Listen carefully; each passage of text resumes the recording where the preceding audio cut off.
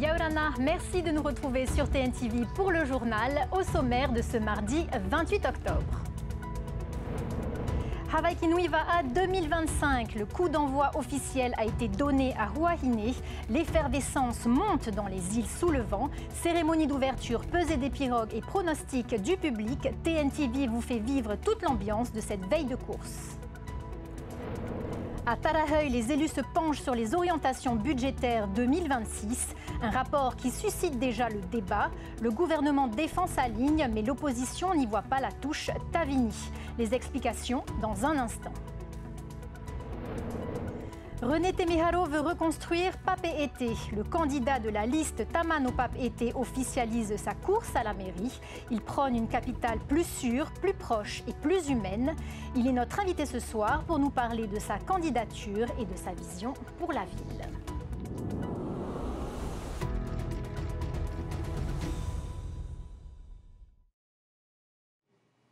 C'est l'événement sportif de l'année. Hawaii Kinui va à Huahine, l'effervescence monte. La cérémonie d'ouverture organisée cet après-midi a mêlé ferveur, fête et respect des traditions.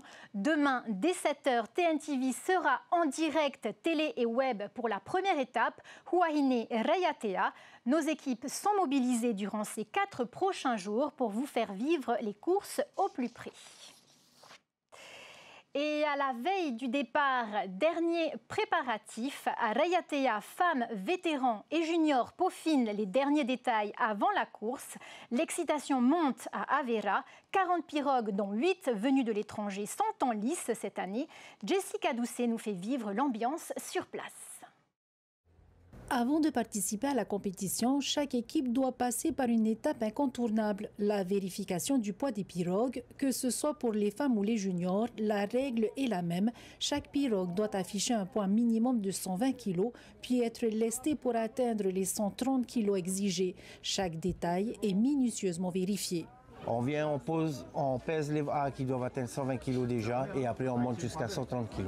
La plupart des VA ils sont au-dessus. Bon, il y a une seulement qui était en deçà. Bon, on a pu régler le problème et voilà, ça s'est arrangé maintenant. Pour le moment ça va, tout se passe bien au niveau du poids et puis voilà, c'est pour garantir au moins l'équité à tout le monde. Sur le site, les équipes apposent les autocollants obligatoires avant d'assembler Yato et le balancier, une tâche qui demande de la précision pour éviter tout incident. Même les plus expérimentés restent vigilants. Oui, c'est important pour éviter toute casse pendant la course et de bien préparer nos pirogues. Et là, vous voyez un petit peu contre qui vous allez ramer? Oui, on voit les équipes femmes et on sait déjà qui sont nos adversaires. Ça ne met pas un petit peu la pression? Si, on a la pression et en même temps on a hâte de ramer demain. Cette année, les équipes étrangères sont venues en nombre, des Français, des Néo-Zélandais et 5 formations venues d'Hawaï. Eh bien, nous nous entraînons depuis longtemps. Nous venons de participer à la Molokai. Et même si nous sommes vraiment prêts, je dois dire que je suis nerveux. Mais ces gars-là ne le sont pas. Ça va, on est prêts.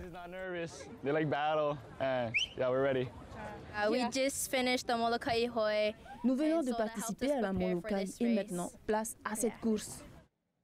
Le départ sera donné demain à 8h30 pour les vétérans hommes et juniors, puis 8h35 pour les femmes. Le parcours de 15 km reliera Taputapuate à Uturua, promettant une course intense. Et à Papeete, les supporters ont déjà choisi leurs favoris. Team OPT, Shell Va'a, RTT ou EDT Va'a, Hoanui Atuahiva et Désiré Teivao sont allés à votre rencontre. OPT parce que c'est eux qui ont gagné la première place à Molokai cette année. J'espère que pour la Hawaii Kinui, ce sera eux aussi qui vont monter dans le classement. Pour moi, ça va peut-être jouer entre soit OPT et Shell. Pourquoi? Parce que durant les précédentes courses, c'est souvent ces deux équipes-là qui ont eu beaucoup de combativité entre eux. Hein. Alors pour toi, quels sont tes pronostics pour la Hawaii Kinui qui arrive? Shell qui va gagner. Comme d'hab, EDT ou OPT, entre les deux, voyons. Peut-être une équipe des îles peut-être qui va créer la surprise? Ouais, peut-être, on verra. Pour moi, cette année, je vois bien Team OPT rapporter la Hawaii Kiwi. Et bon, après, que le meilleur gagne, quoi, hein. Moi, j'ai un favori, c'est mon club de cœur, c'est Pireva, quoi. Pourquoi Pireva? Parce que je suis originaire de Pirée et je suis les copains, hein. On va faire une surprise, quoi, j'espère. J'ai cru entendre parler qu'il y avait du potentiel chez OPT, donc peut-être OPT. Sur la dernière course Molokai, j'ai entendu qu'ils étaient les grands vainqueurs, du coup peut-être qu'ils vont faire la même chose pour la Hawaii Kiwi. Pour toi, tu penses qui va gagner la Hawaii Kiwi cette année? Shelva. Pourquoi? Toujours eux qui gagnent. C'est ton club favori, on va dire? Ouais. Tu vois pas un petit club outsider là, venir titiller un peu Shell? Non, mais Shell. OPT, c'est plus fort aussi cette année, hein. Alors, bon courage à Shell. Shell dans le cœur.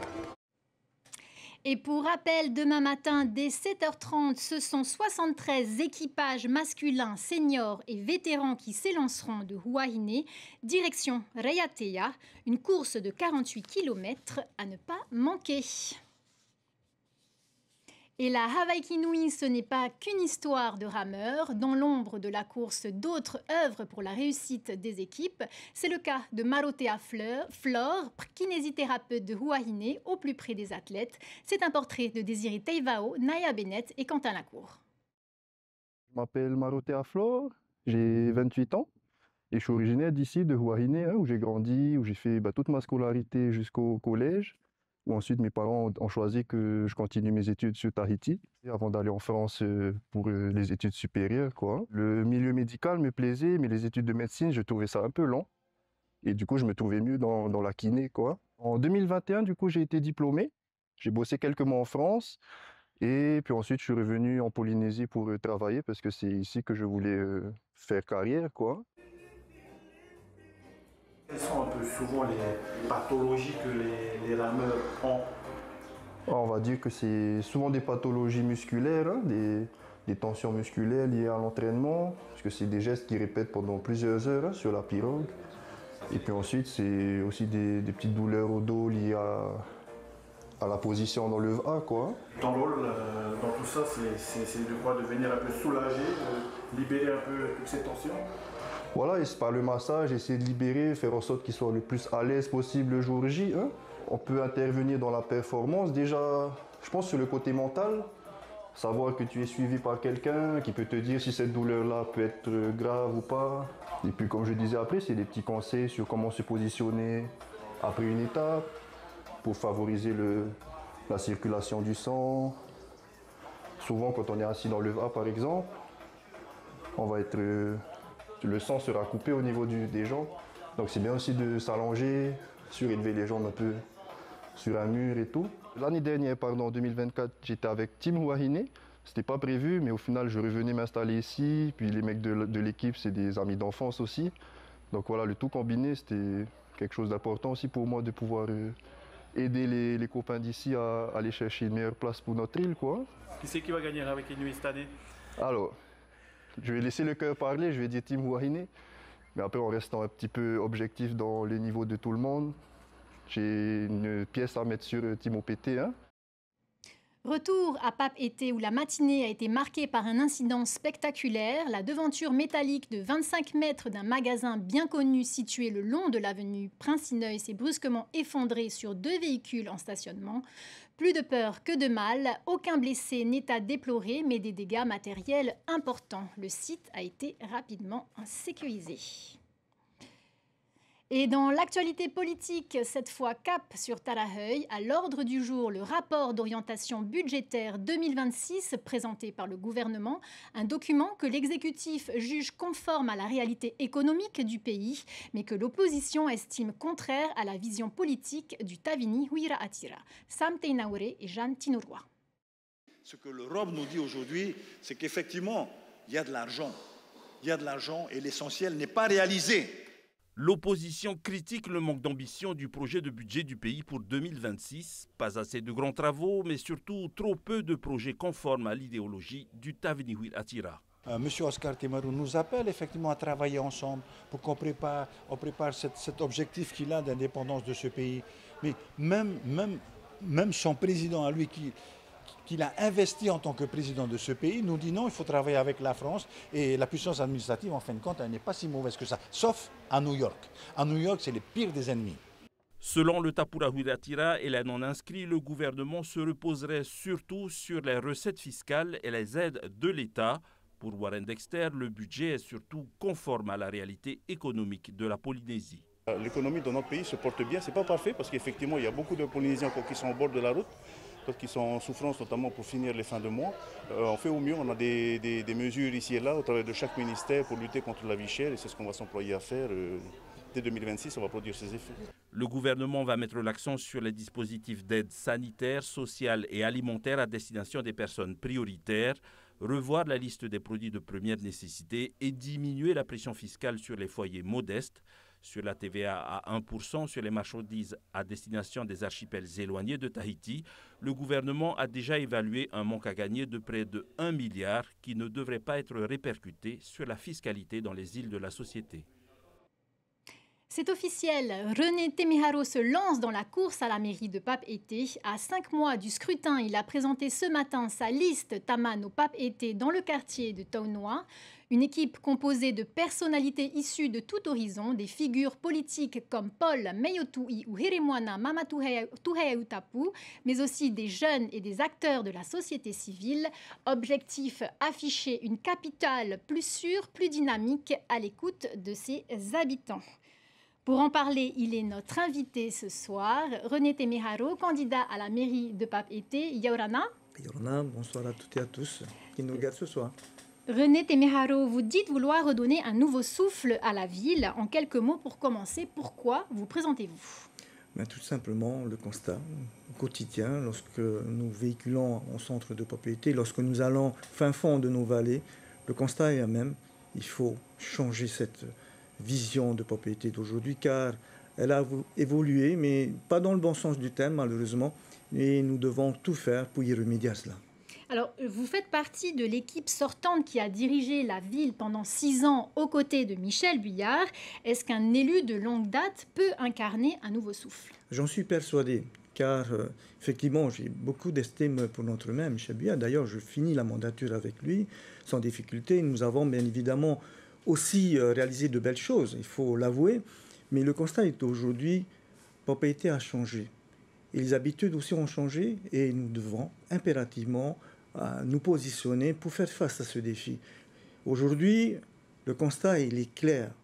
Il y a urgence à adapter nos mesures pour pouvoir se positionner sur l'insécurité que nous voyons tous les jours. Les gens ont peur de venir en ville.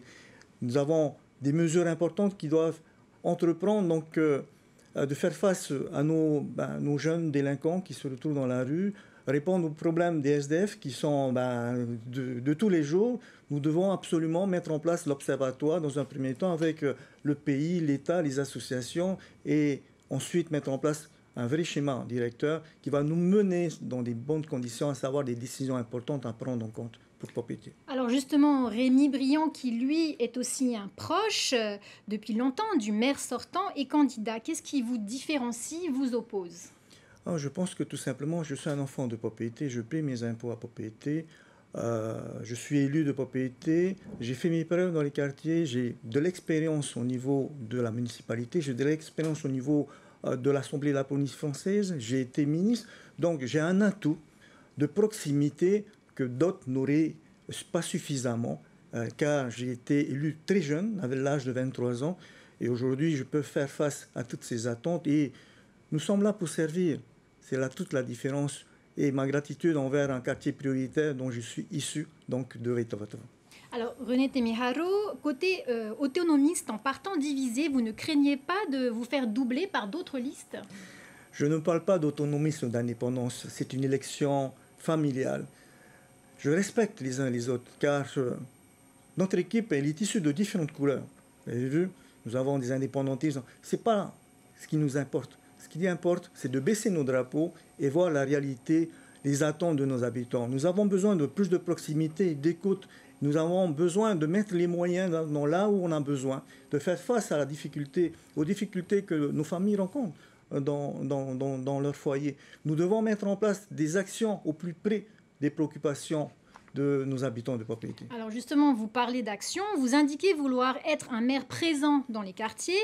Est-ce que certains quartiers ou bidonvilles sont aujourd'hui hors de contrôle à Papeete? Je ne dirais pas cela, mais je dirais simplement pratiquement à l'abandon, car nous avons des élus malheureusement qui ne sont plus à leur place, qui ne sont plus dans leur quartier. Comme moi-même étant de Waitara, je peux vous assurer, si tous les élus sont dans leur quartier, font face justement aux attentes de nos administrés, je pense qu'il y aurait moins de problèmes que l'on pense aujourd'hui. Aujourd'hui, nous avons encore des secteurs délaissés malheureusement. Et c'est pour cela que nous menons à bien un programme adapté, avoir des élus qui soient attentifs, qui soient proches, qui soient à l'écoute des préoccupations permanentes de cette ville, que ce soit dans les quartiers, que ce soit nos commerçants aussi. Là aussi, il y a aussi des avis qui diffèrent des difficultés que vivent l'industrie, qui font vivre l'économie de la commune de Papeete. Et on a tout intérêt à avoir des élus proches de la population, proches des investisseurs, proches de la réalité du terrain. Alors, vous dites que la solidarité ne doit pas se faire au détriment de la sécurité, en parlant des SDF et des faits de violence dans Papeete. Faut-il, selon vous, mettre l'accent sur la sécurité? La sécurité est plus qu'importante. Aujourd'hui, les familles ont peur de venir en ville avec la famille à des heures où ils ne veulent pas s'aventurer. Et nous devons impérativement mettre des moyens, consolider des moyens d'aujourd'hui, avec des caméras, dotées de l'IA, avec une brigade d'intervention de nuit, de jeudi à lundi matin. Et nous avons entrepris donc de faire une proposition qui va faire en sorte de rassurer la population avant tout, pas seulement de Papeete, rassurer aussi les touristes, rassurer l'ensemble des Polynésiens qui sillonnent à travers notre si belle ville de Papeete, que je ne reconnais plus aujourd'hui malheureusement. Je vous dis, je ne reconnais plus ma ville. Donc il faut impérativement prendre le taureau par les cornes et mener ces actions. Il faut faire revivre la ville, il faut entretenir la ville, il faut embellir la ville, il faut nettoyer cette ville parce qu'elle est sale malheureusement. Alors, vous parlez d'une ville moderne et humaine dans votre programme, et quand on marche à Papeete aujourd'hui, vous le constatez vous-même, on voit surtout des routes encombrées, peu d'espaces verts, une urbanisation au coup par coup. Concrètement, qu'est-ce que vous changeriez dès la première année? Vous verrez bien dans le plan général d'aménagement qui doit être adopté dès la nouvelle mandature, nous allons cerner tous ces aspects de proximité, que ce soit donc dans l'embellissement, que ce soit les ravalements de façades, que ce soit donc une situation où on va confirmer donc la possibilité de monter pour ce qui concerne les bâtiments en hauteur, que ce soit donc des résidentiels. Tout cela va être reprogrammé au niveau du PGA que nous allons adopter l'année prochaine. Alors, René Temiraro, le 20 janvier 2026, vous comparaîtrez devant le tribunal pour des faits de harcèlement et de dégradation de biens d'autrui. Si vous êtes condamné, maintiendrez-vous votre candidature? Je pense que si je me tiens devant vous, j'ai confiance en la justice. Et en plus, je vais avec une équipe. Donc rassurez-vous, on sait de quoi on est capable et de pouvoir répondre aux attentes de la population. C'est ce qui nous importe. Donc oui, effectivement, j'y serai, rassurez-vous. Et je n'ai rien à cacher à ce niveau-là. C'est l'affaire personnelle, mais ça n'ira pas plus loin que ça. Merci René Temiraro d'avoir été avec nous ce soir en plateau. Merci. Et bonne campagne. Allô. On referme la page politique et on prend la direction de Tayarapu Est. Bonne nouvelle pour les automobilistes, les travaux de la route du centre de Taravot touchent à leur fin. Sur près de 4 km, la chaussée a été refaite et des bandes cyclables aménagées. Reportage de Davidson Bennett. Les travaux entrent dans leur dernière phase sur la route dite Mamachou, réputée pour être la plus abîmée de l'isthme. Les enrobés sont posés, les ralentisseurs achevés. Place désormais au marquage au sol et à l'installation des panneaux de signalisation. Dernière étape avant la livraison complète du chantier. C'est pour signaler aussi aux gens, pas que les gens d'ici, les résidents, même ceux qui viennent d'ailleurs, les touristes aussi. Ça permet de voir qu'il y a un passage surélevé ici. La signalétique des ralentisseurs est primordiale pour la sécurité des usagers de la route. Justement parce que la nuit, il y en a qui ne sont pas encore habitués. Et s'ils vont à la lune normale, c'est l'accident direct, ça c'est sûr. Ouais. Ces travaux financés sur fonds propres du pays représentent un investissement d'environ 45 millions de francs. Avec cette route refaite, c'est le quotidien ordinaire des habitants qui s'améliore. La circulation gagne aussi en sécurité sur cet axe très utilisé de la presqu'île.